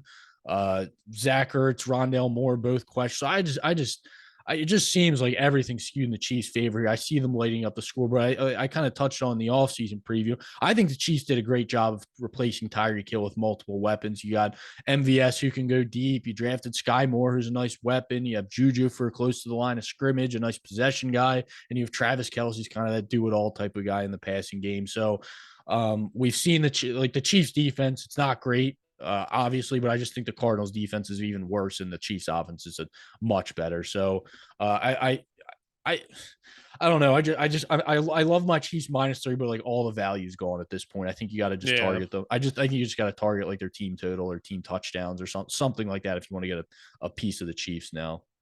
Yeah, I think that's a decent idea. On FanDuel right now, I'm seeing Chiefs over 3.5 touchdowns is minus 106. I don't think that's terrible. I think their team total is up to 30.5 everywhere. So I think that over 3.5 touchdowns is a pretty decent look. Because like you said, I mean, I'm pretty low on this Cardinals team as a whole. We do know that, Cliff Kingsbury and the Cardinals have historically gotten off to really good starts. So maybe we see that again here. We kind of saw that last year where they were not necessarily a super high team coming into the season, but they just rattled off win after win. So maybe they have some of that magic early in the season here. But I think this one is maybe a bet to the Chiefs team total over, but that's probably about it for me. Okay.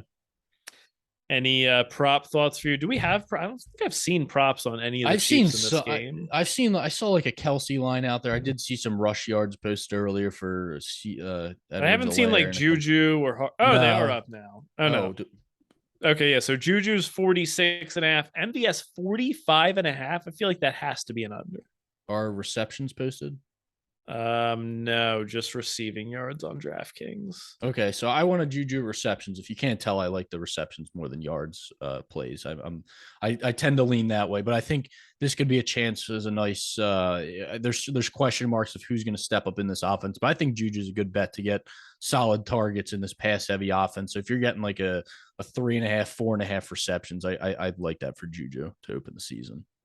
I think you're going to have MVS as their deep threat guy. You're going to have Kelsey, who's a little bit of everything. And then I think Juju's a safe bet for that possession guy.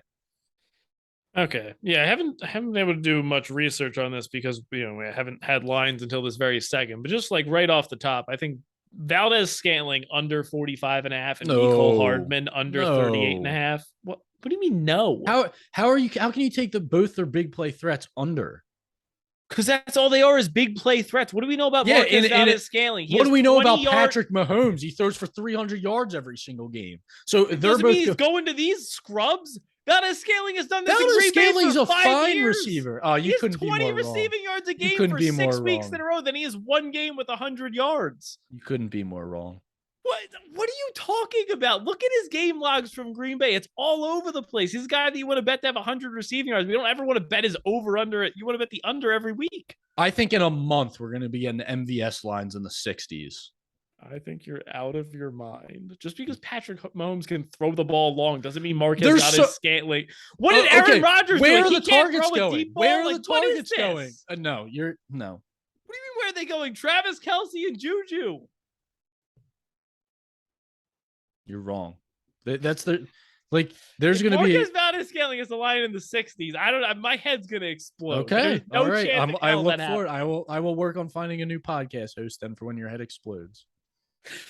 Put me on the IR list for the head explosion. Yes. I'm taking the under on that. I don't care what you say. Mecole Hardman sucks. 38.5 receiving yards. Are you kidding me? Okay, you can't take both their unders. That's what I'm saying. You cannot. Why can't I? Okay, do it.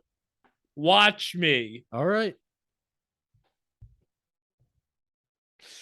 Unbelievable. Anything left for you to say on this one? No. Disgusted by this conversation. All right. Well, if we disagreed there, let's find another game that we disagree strongly on because I don't like you very much right now. The Green Bay Packers against your Minnesota Vikings. My Minnesota Vikings. Your Minnesota Vikings plus 1.5 at home. Over under is 48 here. Sounds like David Bakhtiari is going to be back for the Packers. Allen Lazard, their number one receiver, is questionable. No real news there. And then Christian Watson, also status up in the air. So not really sure what the Green Bay passing offense is going to look like. Sounds like Minnesota is pretty much all healthy here. This one, all Packers for me, minus 1.5. Absolutely love it. This is another one. Kind of my theme of week one, make them prove that it's for real. All this hype, that's not what betting is. You're not making teams prove it. You're betting before they prove it. That's where the value is. Like you're doing the opposite of what you should be doing. No, the value is on Aaron Rodgers at a pick 'em against Kirk Cousins. That's where the value is. Obviously, if the spread was Vikings plus 3.5, then okay, saying make them prove it doesn't make a ton of sense. But the Vikings are getting so much credit here. Guess who won the only matchup between these quarterbacks last year? Kirk Cousins, baby. I said, guess who won the only matchup between these quarterbacks last year? Kirk Cousins, baby. Okay, great. It was one game. And the year before they won in Minnesota, too. Disgusting. Okay, let's talk a little bit about Devontae Adams and what he means to this offense. Go ahead. finished top 2 in the NFL in targets for 4 straight seasons, top 3 in red zone targets for 4 straight seasons, double-digit red zone. Yeah, because his quarterback's a Hall of Famer. Leaves 160 vacated targets in this offense. What did they do to replace it, Jeff? They brought in Sammy Watkins. They have Alan Lazard coming back. They drafted 2 no-name wide receivers. And let's look at the last 4 games versus these Minnesota Vikings. The Packers scored a total of 16 touchdowns in those 4 games. 8 of those were by Devontae Adams. Half of their touchdowns over the last 2 seasons in these matchups, and they lost 2 of the games. So you have 8 out of 16 touchdowns from Devontae Adams, and they still lost 2 of them. Mm-hmm. The Vikings won each of the matchups in Minnesota the last 2 seasons. And Kevin O'Connell, man, I mean, what a breath of fresh air he's going to be for this offense. You have no idea what he's going to be. A breath of fresh air. He's going against Matt LaFleur and Aaron Rodgers, possibly the best quarterback coach duo in the league. He's going to get...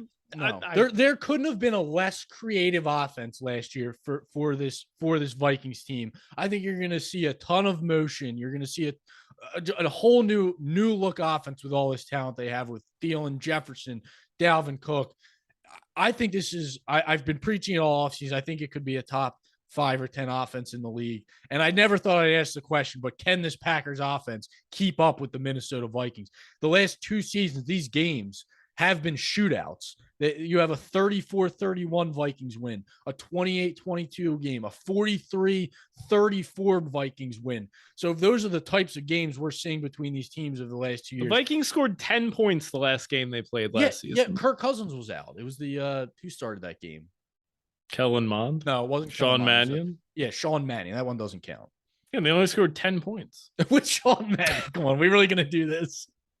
All right, I didn't have the box score in front of me. This is where the Vikings live up to my offseason hype, prove right off the bat that they're live to win this division. Give me the Vikings all day here. Couldn't disagree more. I like the under here. I'm fading this Vikings offense hype. I think this Packers defense is very underrated. I love what they've done in the offseason. Jair Alexander coming back as the cornerback one who missed pretty much all of last season, I think is a very underrated addition. I think this is going to be a lower scoring game. You're going to have it come down to the end and, give me Aaron Rodgers in a tie game with 2 minutes left over Kirk Cousins any day of the week at -1.5. Give me the Packers. Aaron Rodgers. Give me the under. Aaron Rodgers leading a 2-minute drive, throwing to Randall Cobb and Alan Lazard and Sammy Have Watkins. You not watched Aaron Rodgers? He could literally throw to anybody. He could put me and you out there and they could find a way to win this game. Aaron Rodgers will turn whoever is the wide receiver 1 into a bona fide wide receiver 1. If they use Aaron Jones as their number 1 wide receiver, they will be fine this game. We'll see about that. Props for you in this one? No, I don't have any props in this one. I went another quarterback under rush yards. Kirk Cousins under 4.5 on DraftKings, 9-7 to the under last season. Packers projected to have a pretty solid D line. And in the one start that he played against the Packers last year, went for -4 rush yards, and he is 34 years old and immobile, as they call it. Okay. All right, moving out to the AFC West. Las Vegas Raiders against the LA Chargers. Chargers are 3.5 point favorites, depending on where you're looking. Over under is 52.5. Chargers are going to be without cornerback J.C. Jackson. I don't think there's any other injury news here. This is one that I've kind of been going back and forth on. I think I'm going to end up with a bet on the Chargers here at -3. The Raiders are a team that I'm just a bit down on coming into the season. I think they caught a lot of breaks last year. I know they battled some adversity, but I think the Chargers are kind of a step above. I'm really worried about the Raiders defense being able to stop the Chargers, and the real weakness of this Chargers defense that we saw all last season was their ability to stop the run. And I think that the running game is by far the biggest weakness of the Raiders. So I think this is a pretty good matchup for the Chargers. Certainly not expecting any home field advantage. I would be shocked if there weren't more Raiders fans than Chargers, even though the Chargers are home. But I still think that the Chargers are just a little bit better than this Raiders team. So yeah, give me the Chargers here at -3. I believe I will be on them. What do you have? Yeah, I was going back and forth in this one too. And after J.C. Jackson was ruled out, I just actually ended up betting the over 52, which I feel pretty good about. I think Josh McDaniels, similar to the Vikings, this Raiders offense just had no creativity to it last year. So you add an established coordinator like Josh McDaniels as a head coach now calling plays. You add Devontae Adams to this offense. I think it just can just get taken to the next level here. So with J.C. Jackson being out, I think it has massive implications in this matchup. And I think it's just lining up like both of these teams I'm kind of looking at similar in this matchup. And yeah, the Chargers obviously a bit better of a version, but you have two offenses I think have potential to be great and getting like shootout types of games. You have two pretty solid pass rushes, and then with J.C. Jackson being out, you have questions in both secondaries because this Raiders secondary is they could be pretty bad throughout the season. So I just expect a ton of points similar to that season finale last year between both of these teams where they both scored 30 plus. So give me the over 52 here. Okay. Chargers on the over. Not leaning aside here. Oh, you're not? I think you said you were betting the Chargers. No, I'm not betting the Chargers. Okay, so you're passing on the game, betting the over. Correct, yes. All right, I'm with you on the over. I think I would take it if it's under 53. So I think you can get 52.5 right now still. So I like that. I think it's going to be a shootout. And I think that kind of correlates with a lot of my props. I have quite a few overs on the Chargers passing game. Any props for you in this one? Yeah, I love Mike Williams over 56.5 yards. I just think I was expecting something in like the mid 60s here, and we saw flashes of what he can be. He was maybe the best receiver in the league over the first 3 or 4 games last season, and he kind of showed that we saw it at times that he can be more than just a big play guy. He had a career high in targets, catches, and yards last year, averaged 71 yards per game. I could see him overtaking Keenan Allen as the number 1 target in this offense. And against this Raiders secondary, I think he could be in for a monster day. Yeah, totally agree with everything you just said. He went 9 for 119 and 1 on 17 targets in that infamous Week 18 game against them last year. And I like Justin Herbert over passing yards. I got this around 280.5, averaged 295 pass yards per game last year. And the Raiders, they were pretty decent against the run. I believe they ranked 9th overall in DVOA against the run, but they were very vulnerable in the passing game. Cornerbacks are expected to be pretty mediocre, if not bottom of the barrel. Rock Ya-Sin and Trayvon Mullen, I believe they're 2 starting cornerbacks. So I think Herbert in this whole passing game certainly in play for an over here. Okay. All right. Moving right along here. We are at Sunday Night Football. This is a haul. Forgot what it was like with no bye weeks. Grind them all out. All right. Tampa Bay Buccaneers, Dallas Cowboys. Cowboys are 2.5-point home underdogs. This line, it's actually up to minus 115 on Tampa, so there is a chance that we get Tampa -3, but we'll see if it gets there or not. Over under in this game is at 51. This is a rematch of Week 1 last year, where the Bucs had an epic come from behind 31-29 win in Dak's first game since the broken ankle. Chris Godwin, Bucs wide receiver, is questionable. I have a hard time imagining him playing here, but the fact that he's been out there practicing means that he does have a chance. So we'll see if he goes or not. And then the Cowboys lost left tackle Tyron Smith. They did sign Jason Peters a few days ago, who somehow just keeps coming back. The man just loves money. He can't stop. But I don't think he's actually going to suit up for this game, but we'll see if they use him or not. Where are you at on this one? Do you have a play on the side or total? Yeah, I took the Bucs money line up when it was at minus 120. I think you can get like a minus 125 or something around there. I just think they're the much better team here. And I think the Cowboys just took major strides back this offseason. And I think they're due for massive regression on the defensive side. They're not going to get that same success in the turnover margin. Average 1.9 turnovers per game last year, numerous defensive touchdowns. That's just something that is near impossible to replicate on a year-to-year basis. They struggled against the run. They were average rushing the passer, even with the talent they had on that D-line. Now they lose Randy Gregory. On the offensive side of the ball, they lose La'el Collins. Like you said, Tyron Smith's out.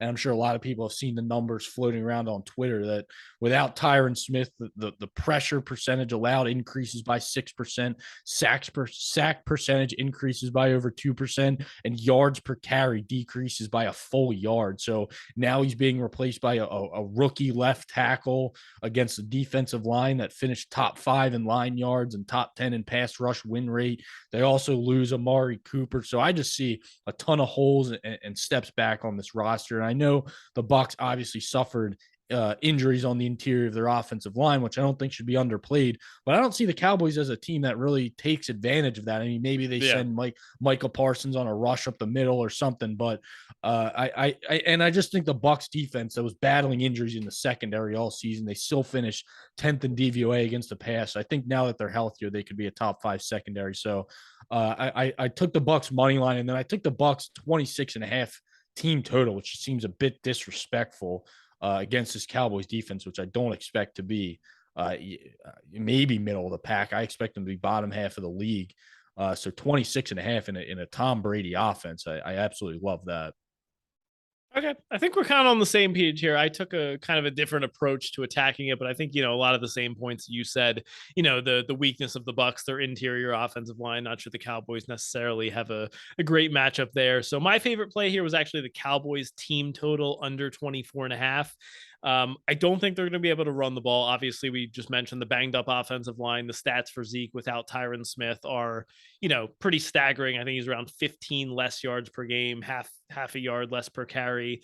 Vita Vea and Akeem Hicks, the new offensive or the new tackle pair with Vea, on the other side just makes for a nasty front for the Bucs. So I think they're going to be forced into a lot of passing situations. The secondary for the Bucs is now fully healthy. No Michael Gallup, no Amari Cooper. So I think the Cowboys are going to be a little bit one-dimensional here, and I think they're going to have some trouble scoring points. So I think the Bucs defense is a little bit underrated. The Cowboys offense takes a step back from last year. So I think the Cowboys probably come in maybe the 20 to 23 range. So I like under 24.5 quite a bit. No bet on the side here. But my play is kind of on the Bucs defense, taking advantage of this Cowboys offense and banged up offensive line. Yeah. I find it weird you can bet the Cowboys under 24.5 and not feel good about taking the Bucs. I don't know. Something about this offense I'm a little bit worried about. Obviously, I want to see if Godwin plays. I still think they have good weapons, Mike Evans, Julio Jones, Russell Gage. But I don't know, just something I just want to see a little bit. I could see the Bucs offense taking a little bit of a step back this year, and they rely on their defense a little bit more than they did last year. Just with some of the issues on the offensive line, maybe Brady doesn't have quite as much time to throw. It's not exactly the same receiving core as when they had Antonio Brown and fully healthy Chris Godwin. So for me, I'm a little bit higher on the Bucs defense, a little bit lower on their offense. So I could just see being a little bit lower scoring of the game. Okay. Props for you in this one.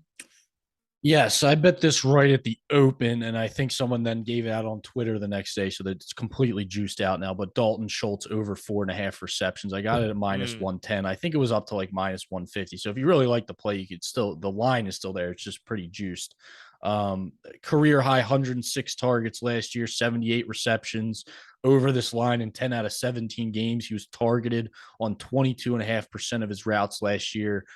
Ran about 27 routes per game. I'm expecting that consistently over 30 now, and one of the most pass-heavy offenses in the league. To me, he's the number 2 guy now in this passing game. Amari Cooper leaves, Gallup's not playing to start the year, and even if when he does come back, he's not going to be fully healthy. So I think Fultz is going to be a key piece in this offense. And Tampa Bay ranked 19th in DVOA versus the tight end last year and allowed the 6th most receptions to the position. So give me Dalton Schultz over 4.5 receptions. Okay. Like the play. Probably wouldn't touch it at minus 150, but I do like it. For me, gotta have it. Old Faithful. Ezekiel Elliott under rush yards. You already know the line is 46.5. Hoping for 50, but I'm in on the under at 46.5. Like we just mentioned, this Bucs run defense, I think, is going to be incredible. They've been top 10, top 5 in the league the last few years. They add Akeem Hicks to that mix now. I'm expecting a lower scoring game. The Cowboys completely abandoned the run when these two teams played in week 1 of last year.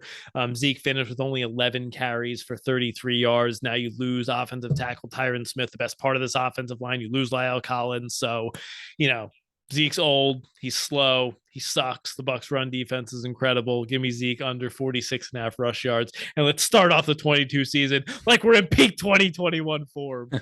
I can't wait. All right. The grand finale, Monday Night Football. Russell Wilson and the Denver Broncos head to his old stomping ground up in Seattle, where the Seahawks are 6.5-point home underdogs. The over-under is 44.5, a Monday Night Football treat. Injuries in this game. Albert O, the tight end for the Broncos, is questionable. Rookie tight end Greg Dulcich is out. And then on the Seahawks side, running back Kenneth Walker is questionable. It does sound like Rashad Penny is going to go. And Geno Smith has beaten out Drew Lock for the starter job in Seattle. So it will be Russell Wilson v. Geno Smith. Who do you have here on Monday night? Yeah, I'll make this quick because we're pushing 2 hours here, and it's one of my favorite plays of the week. It's the Broncos over 2.5 team touchdowns at -135.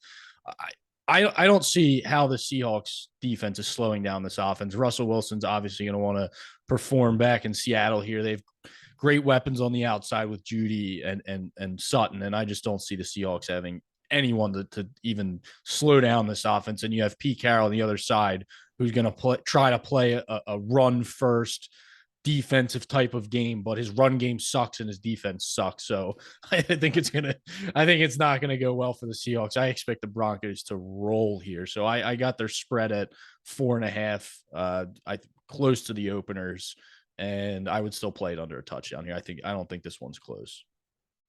Okay.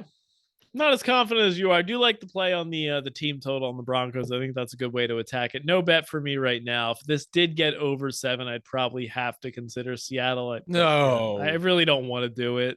I mean, at some point, Seattle has to be valuable. Like the Broncos, we don't even know 14.5. We have no idea what the Broncos are going to look like. I mean, I'm high on them as a team, and we know what the Seahawks are going to look like. I mean, they're still an NFL team. Like you can't lay this many points for the Broncos. I'm not as down on Seattle as you are. I think over 7, I would have to bet the Seahawks here, but I wouldn't. Okay. Well, I hope it gets over 7, so I have to. I hope watch it doesn't. I want nothing to do with that, but I would have to do it.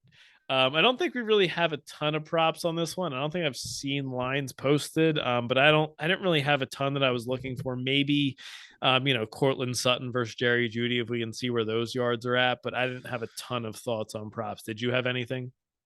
Yeah, if Cortland Sutton's in the 60s anywhere, I'll be taking his over. Wow. I think there's still what? Apparently this opened on DraftKings. It's already been bet a lot. Jerry Jeudy opened at 58.5. Cortland Sutton opened at 55.5. Where it's on DraftKings right now? On DraftKings right now. It's already at -145 to the over. I'll gladly take that. And it only let me bet $50. But that's crazy. They would open Jeudy 3 yards higher than Sutton. That seems insane. Yeah, I think that's kind of been what I've been hearing, and I expect that. I think Sutton's the guy.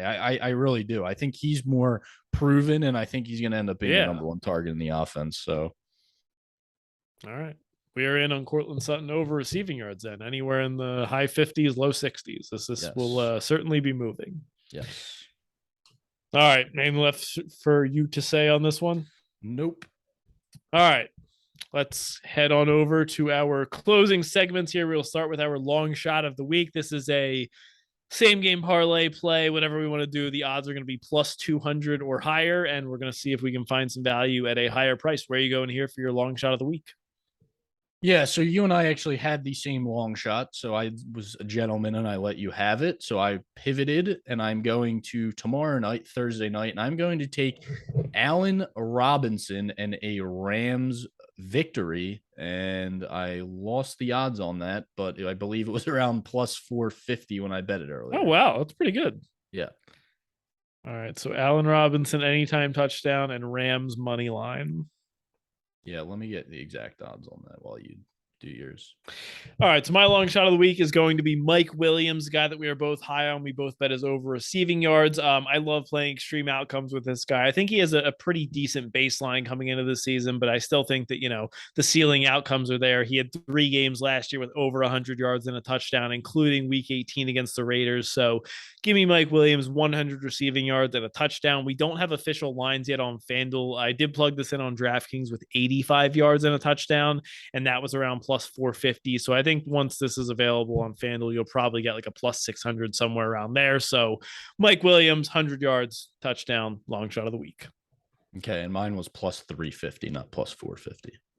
Okay, still pretty solid, except the Bills are probably going to win, so it's unfortunate. All right, your lock of the week. This is your favorite bet of the week. We don't use the L word on here. Our favorite bet of the week that may or may not be a lock. Go ahead. Well, this one is very close to that word, and it's been proven time and time and time again. Oh, So we are going wow. back. We are taking the Pittsburgh Steelers and Mike Tomlin in the first Mike Tomlin underdog spot of the season, plus 6.5. Pittsburgh Steelers at the Cincinnati Bengals. Lock it in as my favorite bet of the week. All right, I like it. If you're that confident, I gotta join you on that. I'm on the Steelers with you. My lock of the week, I'm going to go with the Philadelphia Eagles minus 3.5 on FanDuel right now. Like I said, I think the Eagles just have advantages all across the board here. Better quarterback, better O-line, better D-line. Eagles went 8-1 against the spread as favorites last year, smoked the Lions 44-6 in a game in which they ran for 236 yards on 46 carries. I don't see the game quite playing out like that, but I do think the Eagles will be able to build a lead with their, talented weapons that they have on offense, and you just kind of pound the ball. And I don't think the Lions are going to have an answer in this run game. They didn't really make any upgrades on the defense to help them stop the run. So Eagles control the trenches. Eagles win the game by a touchdown or more here. Eagles minus 3.5.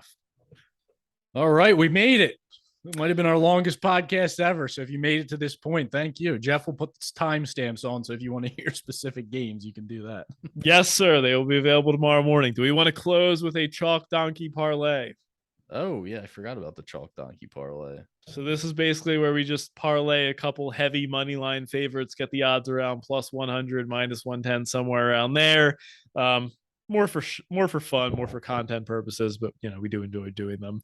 Would we like to add the Saints to the chalk donkey parlay?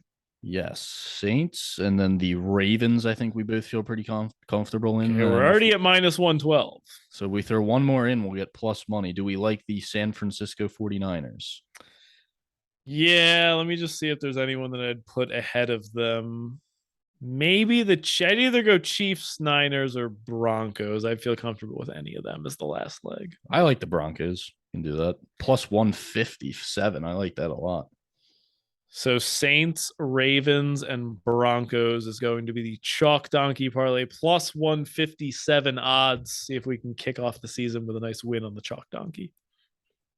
All right. All right. Anything left for you to say? Any parting words here? No, man. It's a marathon, not a sprint. We made it. Week 1 podcast is done. Make sure to follow us on Twitter at BetRightPod. We will post the official prop sheet later this week. Twitter handle, as I said, at BetRightPod.